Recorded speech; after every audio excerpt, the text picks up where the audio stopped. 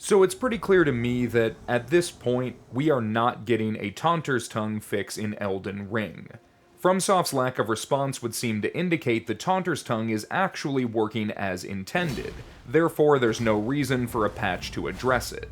And as frustrating as that is, it's probably worth asking why. There are two aspects that make the Taunter's Tongue broken. The first is that you can toggle it on and off at will, allowing for abuse on a pretty obnoxious level. The second is that, unlike its previous iteration in the form of the dried finger, it does not increase the player limit. On the first issue, I see two possibilities. One, it's the only way to be invaded as a solo host, and not being able to turn it off wouldn't allow for classic 1v1 scenarios. As Elden Ring has moved multiplayer to an entirely optional interaction, this makes a lot of sense, however flawed the execution. The second possibility is hosts are simply being catered to in a way that prioritizes their control of the game over everything else. Summoned players are in service of the host, not the other way around. It's called the Taunter's Tongue because it's meant to taunt others, not punish the taunter. In my expert and absolute opinion, which is beyond question, it's a bit of both.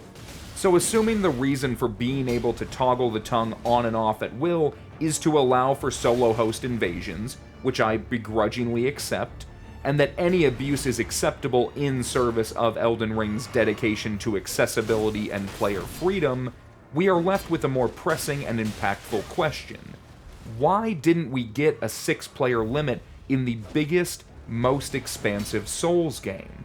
Before Elden Ring came out, the speculation was that we might get even more players than Dark Souls 3, that 8 players would make sense given how popular multiplayer and PvP had become. Players were hungry for an expansion that would take everything they loved about Gank City to the next logical step. Of course, FromSoft wouldn't deliver. Instead, Elden Ring ran in the opposite direction, delivering a considerably more restricted experience and a hard 4-player limit. But why would the same team that gave us 3v3 at not 1 but 2 locations in Dark Souls 3 walk that back? Well, there's a few theories. One is that FromSoft just hates PvP. They hate having to pay for servers, they hate the disruption to honest and decent hosts, and they want people to stop doing it entirely, so they're degrading the experience to disincentivize those players. While I get why people suggest this theory, I can't say I agree. There's no reason to include PvP in a game unless you want to. It takes time and effort to include it, even when poorly executed. The idea that FromSoft thinks of PvPers as second-class citizens who they wish would fuck off just doesn't make sense to me. But as with many misconceptions, it can be based in truth. At the heart of that argument is a notion that, in my mind, speaks to a greater design philosophy. FromSoft doesn't consider PvP an exclusive experience. The multiplayer of Souls games has always been secondary to the core single-player experience, though not in the way many dedicated multiplayer modes are. It's an enhancement to that experience that waxes and wanes in significance throughout the course of each game. Offsetting some benefit or representing the dangers of an area have always been the trademarks of Souls PvP, and cooperation has always acted as a helping hand. The games can be played without multiplayer at all, obviously, but the experience is designed with multiplayer as an expected occurrence that is interwoven rather than isolated. So when we consider FromSoft's attitude toward dedicated PvPers, especially invaders, we should think about how they conceptualize those systems. It's not that they dislike PvP and don't want people to participate. It's that they view PvP as something you do as needed, rather than non-stop. I watched a Saint Riot video a while back that talked about playing the game as intended by invading whenever you need the reward for invading. That it's counterintuitive to constantly invade, over and over, because nothing in the game suggests you should do so. Overall, I'm inclined to agree. The actual in-game incentives to invade are so minimal that suggesting you're somehow compelled to engage endlessly feels ridiculous to me.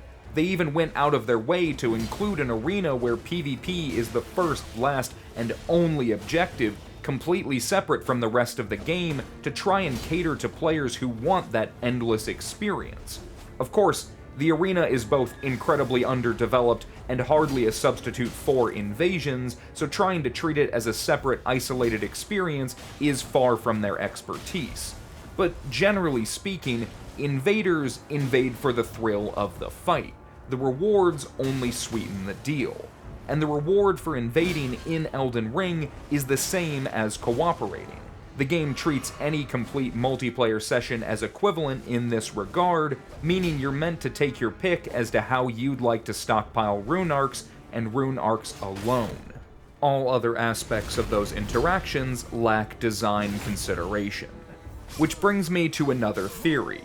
Without covenants, multiplayer lacks both incentive and meaning. When we think back to the glory days of 3v3, we need to remember that it was only facilitated in Covenant invasion zones, places guarded by loyal phantoms who could match you in number. Without Covenants, no area in Elden Ring has been set up to support that idea. There are areas that have a lot of potential, there are factions that seem unmistakably close to Covenants, but the fact remains that the design did not follow through. They boiled down Covenants to their most basic mechanical functions and said, good enough. We should also remember that 3v3 was only possible with the Dried Finger, extending what would have otherwise been 2v2. While the Dried Finger was replaced with the Taunter's Tongue and could have served the same purpose, I'm certain the lack of Covenants played a sizable role in the multiplayer decisions of Elden Ring. And on the subject of the Taunter's Tongue, our item in question, many of us have been left wondering why it doesn't just work exactly like the Dried Finger. What possible reason could they have for not letting it increase the player count when changing it almost seems like more work? Well, this leads to a third theory, that Elden Ring can't handle 6 players. At first glance, you may balk at the notion. Clearly Elden Ring can support 6 players, considering both Seamless Co-op and the Colosseums have 6-player limits. Then again, Seamless Co-op is a mod for PC, and the Colosseum is a small, simple area that can easily limit how hard a system is taxed, especially when compared to the enormous open world. The problem appears to be last-gen consoles, namely the Xbox One and PS4. This is a theory that I was initially dismissive of for what I felt was good reason. Even if the aging hardware couldn't reliably handle 6 players, they made separate versions for each console so it could have been selectively applied. But there's a big caveat.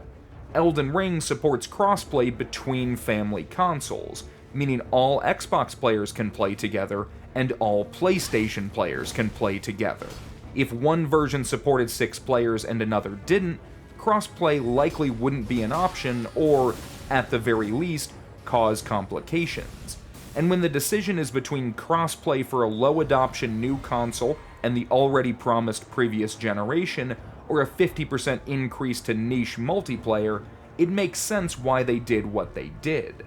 That said, if hardware limitations and a desire for consistency are truly the root causes of the decision, we are led to a final encompassing theory. Multiplayer wasn't a priority for Elden Ring. If we take everything we know, that multiplayer enhances single player, that Covenants inspire and incentivize multiplayer, that the combination of hardware limitations and a massive overworld restrict the player count for the sake of stability, it seems clear that multiplayer couldn't have been a priority. If it were, it likely would have meant making sacrifices in other areas, namely the open world. If we think about Elden Ring's identity and what From wanted to accomplish when they set the stage, I don't see multiplayer included in that vision. What I see is player freedom to roam a vast and unrestricted landscape, where you can travel to any destination on the horizon, where you feel the scope of a kingdom under demigod rule, where traversal means going a literal distance rather than overcoming dense obstacles. They wanted it to be bigger than ever, but, as we've seen, games are a balancing act. So when the vision of this giant world couldn't fit all aspects of multiplayer into the fold, something had to give. As FromSoft set out to make an open world game, everything else was negotiable. And this is the core of what makes Elden Ring so divisive. Players who live and breathe these games are left wanting for a deeper engagement long term, while tourists who would have never touched the series prior have seen their sights and moved on. And that division realistically may have little bearing on the series going forward. Critics of Invasions will incessantly insist no one cares about PvP, and that Elden Ring has been the most financially successful title to date, no doubt owing to its commitment to accessibility. And by some account, they're right. People I have absolutely nothing in common with love Elden Ring for all the reasons I find it lacking. Many series veterans have abandoned the game outright, and the PvP community as a whole feels smaller than Dark Souls 3. But where they're wrong is them suggesting PvP isn't worth caring about, or that FromSoft should abandon multiplayer entirely. Elden Ring didn't make it a priority and is lesser for where it failed. Even for those players who don't care about multiplayer, a better experience wouldn't hurt their own. A better game than Elden Ring, the perfect version of Elden Ring, wouldn't need to make that sacrifice. And Elden Ring is still a success in many regards. It's simply unfortunate those successes came at such a high cost. My hope is that I'm right in asserting it really was just a trade-off instead of something more intentional. That barring those limitations and design aspirations, multiplayer would have been better than ever, and a future title will deliver on what is sorely missed. Let me know where you stand on the Taunter's Tongue and Elden Ring's multiplayer in the comments. A patch could catch us all by surprise, but it seems for those of us craving big battles, seamless co-op might be our only option for Elden Ring. And there's still Dark Souls 3 to revisit if you're feeling nostalgic, or just prefer not having your ass lasered off by griefers from half a map away. In my last video, I brought up the idea of starting a Discord to organize more community events like tournaments and invasion hosting, and a decent number of people expressed interest, so if you're one of those interested, keep an eye out for an announcement in the near future. PvP doesn't die until there's no one left to fight, so even if the Taunter's Tongue is doomed to remain a shadow of its former self, we can make our own fun. Like the video if you liked it and subscribe for more. Until next time, thank you for watching.